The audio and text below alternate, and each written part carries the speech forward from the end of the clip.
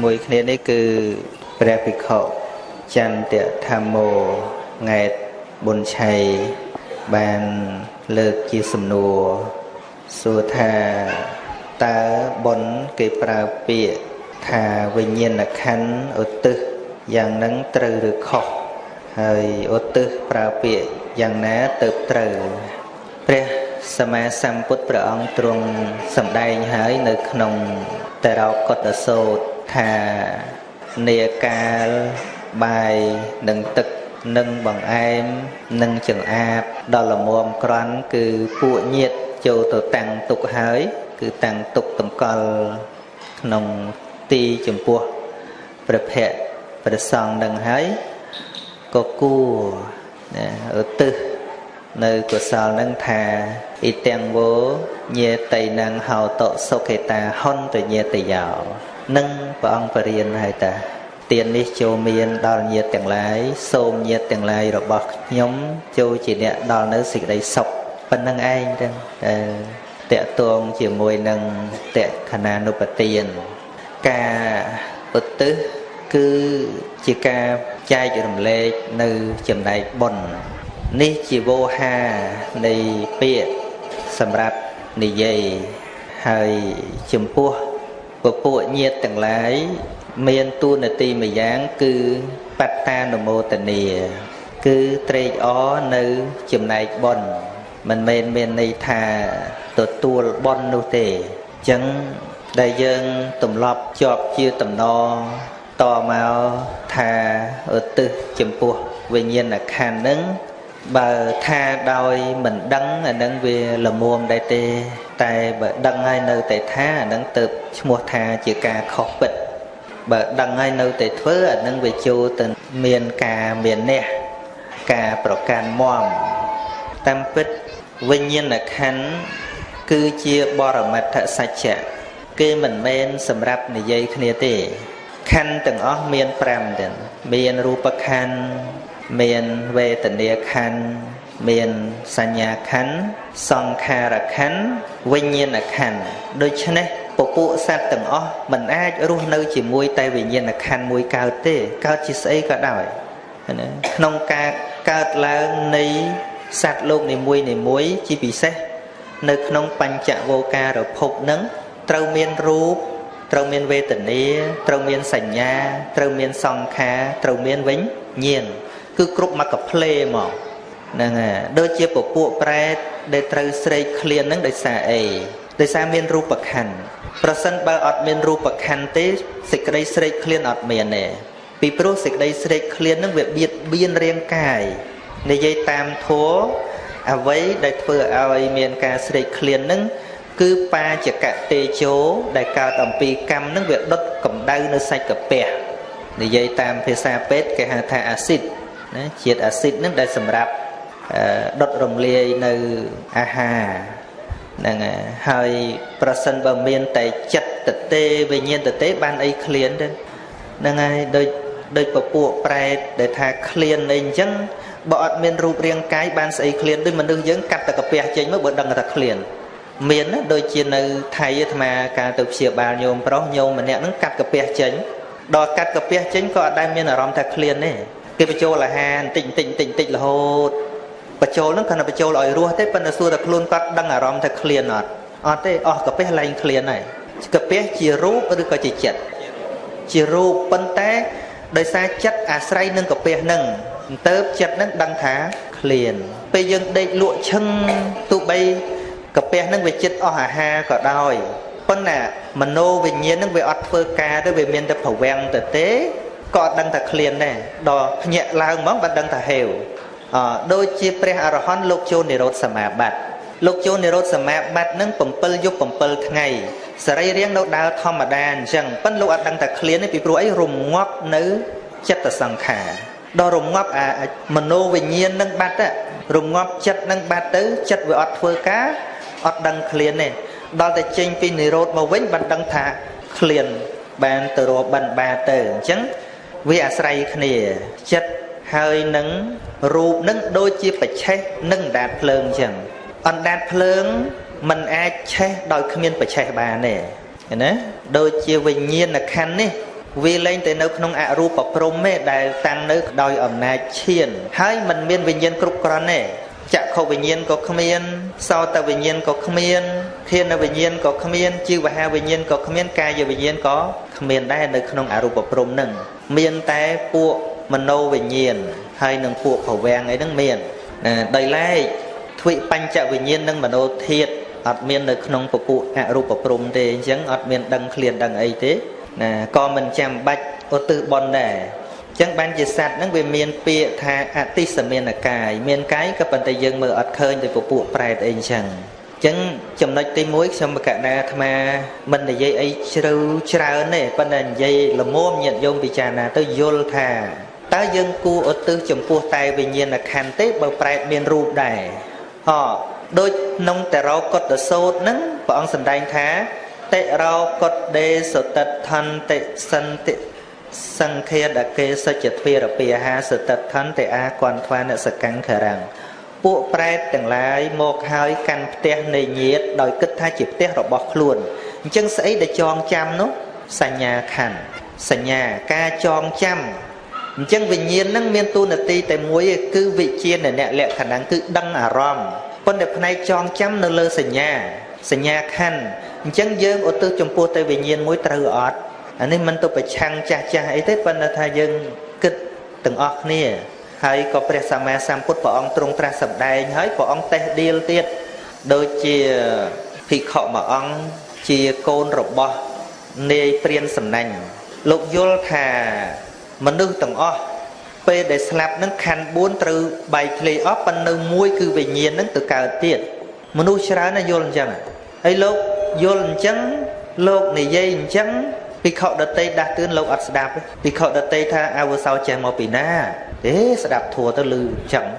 ចេះអញ្ចឹងតែហ្មងដូចស្ដាប់ប្រសូតអញ្ចឹងដោយស្ដាប់ថាធ្វើបុណ្យហើយទៅកើតឯនេះធ្វើបុណ្យទៅកើតនោះលោកយល់អញ្ចឹងយល់ថាមានវិញ្ញាណនោះវាចេញទៅកើតទៀតតែហ្មងអញ្ចឹងបានជាការសិក្សានៅព្រះបរិយត្តិធัวហ្នឹងមានចំណុចល្អមានចំណុចមិនល្អសិក្សាបដិបត្តិវិន័យសិក្សាមិនល្អមើលងាយគេដូចអ្នកកាន់សិលកាន់ស្រួលមើលងាយអ្នកអត់កាន់សិលអញ្ចឹងណានឹងឯងបើគ្រាន់បើប្រសងអីចឹងទេបានឯងកាន់វិន័យតិចតួចទៅតេះដៀលគេអ្នកអត់កាន់ទៅអាហ្នឹងឈ្មោះថាចាប់ពោះចាប់មិនចំក្បាលចាប់ចំខ្នងឬក៏តុយពោះហ្នឹងវាបែរចិត្តវិញហ្នឹងផ្នែកវិន័យមិនមែនសិក្សាដើម្បីមើលងាយគេទេគឺសិក្សាដើម្បីបដិបត្តិខ្លួនឯងឲ្យទៅជាគំរូល្អសម្រាប់ខ្លួនឯងផងជាឧទាហរណ៍សម្រាប់អ្នកដទៃផងមិនយើងធ្វើល្អឲ្យតេះដៀលគេនោះទេហ្នឹងហើយអ្នកខ្លះហ្នឹងបានធ្វើល្អជេរគេសិតតែអាប្រែតអនុរកមើលតែខ្លួនឯងនេះច្បាស់តែងាប់ទៅកើតឋានសួគ៌អញ្ចឹងណាហ្នឹងហើយមួយទៀតសិក្សាប្រសូតសិក្សាមិនល្អក៏មានមិច្ឆាទិដ្ឋិមានមិច្ឆាទិដ្ឋិយ៉ាងម៉េចឧទាហរណ៍ដែលយើងស្ដាប់រឿងយាយវិសាខាស្ដាប់ថានាងបានធ្វើបុណ្យកសាងវត្តអីចឹងទៅប្រគេនចង្ហាន់សពគ្រប់ហ្នឹងសពថ្ងៃបដិសន្ធិនៅមាននរដីយល់ថាម៉េចយល់ថាយាយវិសាខាពេលស្លាប់ទៅហ្នឹងមានវិញ្ញាណទៅកើតនោះវិញ្ញាណនឹងចេញពីរូបរាងកាយទៅហ្នឹងហើយតែហៅថាមិច្ឆាទិដ្ឋិទេពធីតាវិសាខាមានប៉ុន្តែមិនមែនវិញ្ញាណចាស់នឹងទៅកើតទេនេះគឺជារឿងមានជំរឿដែលនាំឲ្យមានកើតសាសនាច្រើនហ្នឹងគឺអត់ច្បាស់អាទៅហ្នឹងបានជាយល់ថាបន្ទាប់ពីស្លាប់មានព្រះយកទៅដាក់ឋានសួគ៌អីហ្នឹងវាពាក់ព័ន្ធអាកន្លែងមិនយល់ណាអាទៅហ្នឹងអាត្មាធ្លាប់ជួបអ្នកកាន់សាសនាដទៃដែលវិនិច្ឆ័យហ្នឹងគឺវានៅជាប់អាទៅហ្នឹងជាប់ត្រឹមតែកចែកតែពីរឯងអ្នកណាមិនជឿព្រះគេហ្នឹងគឺទៅក្នុងរណ្ដៅភ្លើងរីឯអ្នកណាជឿព្រះទៅនៅឋានសួគ៌វាជាប់ទៅនឹងអ្នកសិក្សាពុទ្ធសាសនាក៏ដោយប្រសិនបើមិនច្បាស់ទៅនឹងទេគឺជាប់ដូចគ្នាដូចធ្លាប់ឧទាហរណ៍ញឹកញាប់ហើយជាមួយនឹងពូជរុក្ខជាតិដូចជាយើងយកពូជដូងមួយយកទៅដាំយូរទៅកើតជាដើមពូជចាស់ហ្នឹងមុនក្រោយវាគង់តែរលេះចេញពីដើមហ្នឹងមែនទេរលេះចេញយូររលាយបើមិនកោះចេញរលាយហើយពីក្មេងអាត្មាធ្លាប់ទៅកោះយកអាដូងចាស់ហ្នឹងពូជវាហ្នឹងយកមកគោះទៅកាត់ធ្វើទ្រអ៊ូ 5-6-7 ឆ្នាំក្រោយមកស្រាប់តែដូងហ្នឹងចេញផ្លែតែហ្មងយើងសួរថាតើពូជដូងដែលដាំហ្នឹងវារត់ទៅផ្លែនៅលើដើមអត់ទេប៉ុន្តែយើងសួរថាអាផ្លែចាស់ហ្នឹងវាគ្មានប្រយោជន៍អីទេតែវារលាយអស់ហើយវាអស់អាលីងដាច់ឈឹងហើយវាគ្មានផលអីតទៅទៀតទេយល់អញ្ចឹងត្រូវទេអាហ្នឹងក៏អត់ដែរវារលាយមែនប៉ុន្តែវាបានផ្ដល់ពូជឲ្យដូងថ្មីតែគ្មានស្អីរត់ទៅផ្លែលើដើមទៀតទេដូចវិសាខាអញ្ចឹងបញ្ញខណ្ឌចាស់ហ្នឹងរលាយឈឹងដោយអាពូជដូងហ្នឹងអញ្ចឹងប៉ុន្តែបដិសន្ធិជាទេពធីតាថ្មីបច្ច័យថ្មីជីវិតថ្មីព្រោះបច្ច័យគឺកម្មចាស់ដូចពូជដូងហ្នឹងអញ្ចឹងវាអត់មានរត់ទៅណាទេធម្មជាតិក្នុងโลกហ្នឹងគឺអញ្ចឹងហ្នឹងដល់ទៅចូលទៅច្បាស់នៅក្នុងសច្ចធម៌ចូលនៅក្នុងបរមត្តធម៌ទើបយល់បានហើយការឧទ្ទិសចំពោះវិញ្ញាណក្ខន្ធហ្នឹងដោយសារយើងយល់អញ្ចឹងយល់ថាមានវិញ្ញាណហ្នឹងទៅកើតបានជាវាជាប់រឿង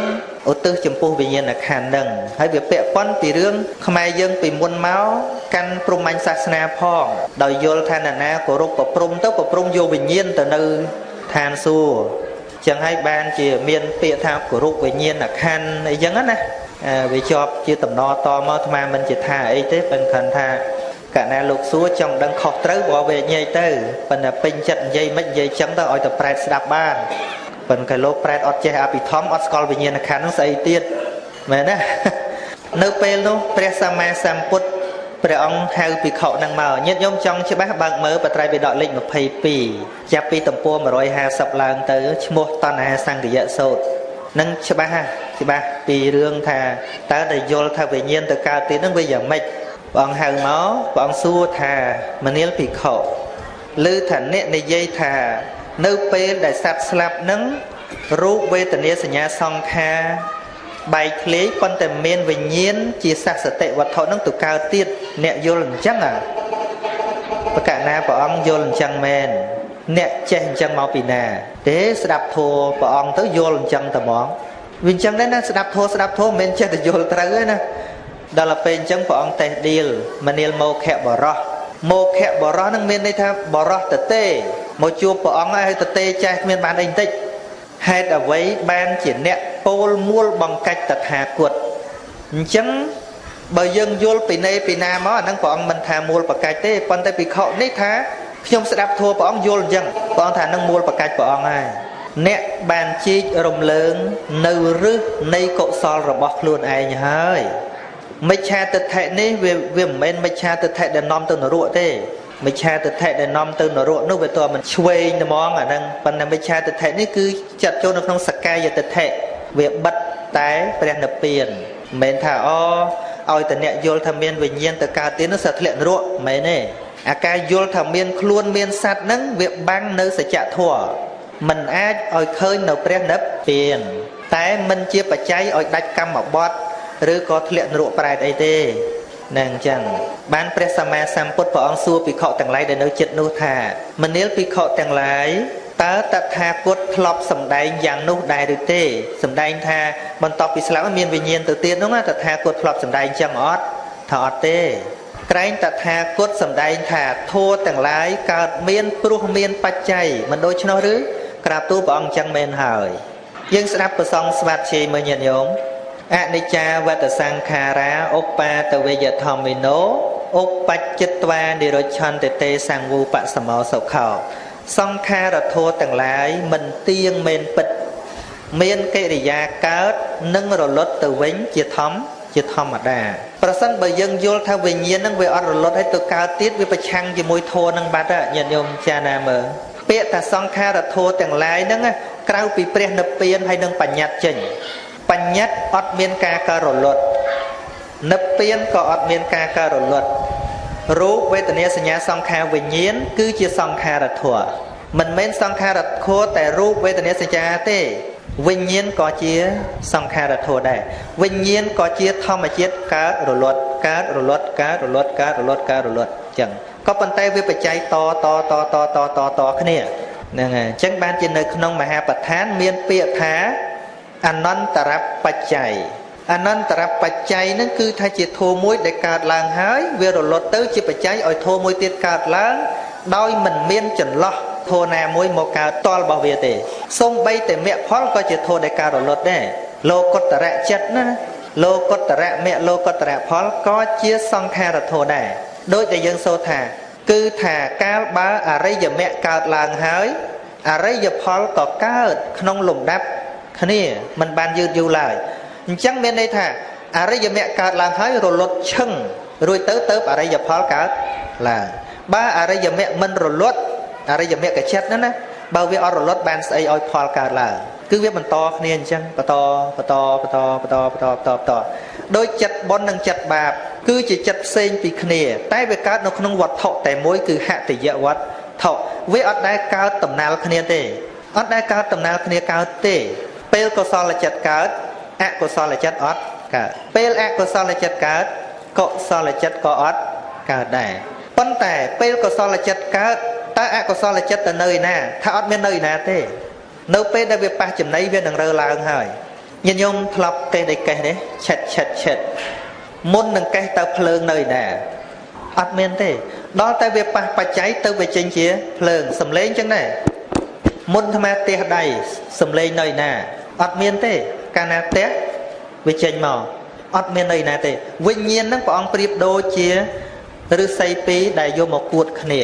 គួតចេញកម្ដៅមកឆេះគេបកាត់ភ្លើងបាន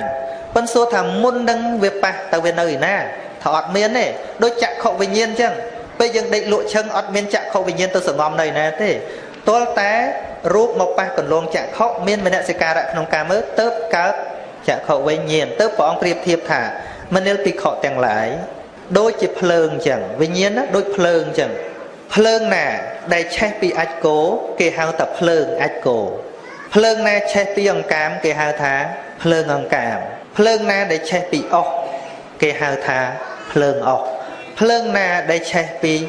ច្រាំងស្រូវហៅថាភ្លើងច្រាំងដូចវិញ្ញាណដែលអាស្រ័យនៅវត្ថុទាំងឡាយអញ្ចឹងវិញ្ញាណណាអាស្រ័យនឹងភ្នែកហើយកើតឡើងហៅថាចក្ខុវិញ្ញាណ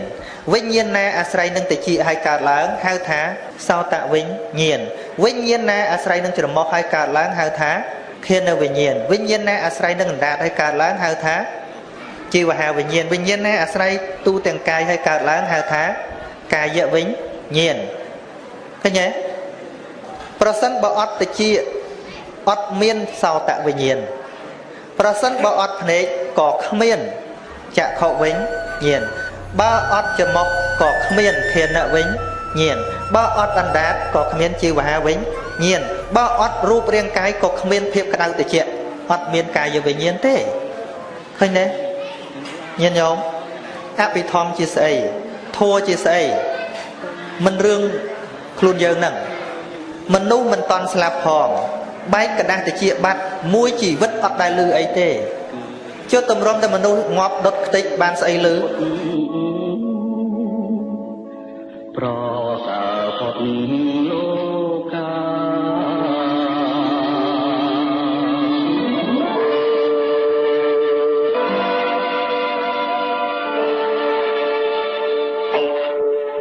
ពុទ្ធាសា